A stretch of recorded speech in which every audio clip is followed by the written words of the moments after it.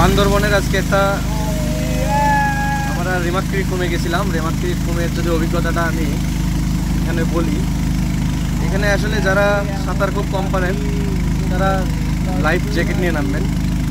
আমার যে সাথে ঘটনাটা যে ঘটেছিল আজকে, আমি কুমের পানিতে নেমেছিলাম যেখানে স্রোত ছিল। আমি জাস্ট ওখানে একটা ছবি তুলতে গেছিলাম, সবাই অবশ্য ছবি তোলার জন্যই যায়।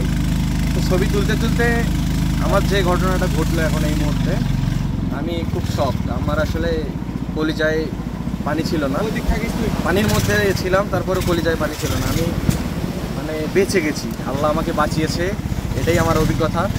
এই অভিজ্ঞতা থেকে আমি বলবো যে আপনারা লাইফ জ্যাকেট ছাড়া ওখানে নামবেন না।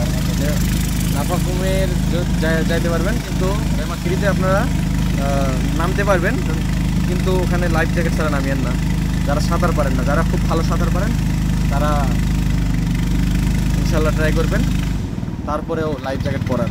ধন্যবাদ সবাইকে, ভালো থাকবেন। আসসালামু আলাইকুম।